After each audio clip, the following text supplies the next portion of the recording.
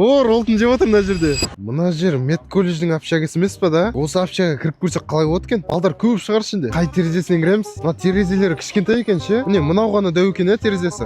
Точно бола ма екен кіруге? Алып кеттік. Қалайсыңдар? Мына аяқта адамдар толып тұр ғой.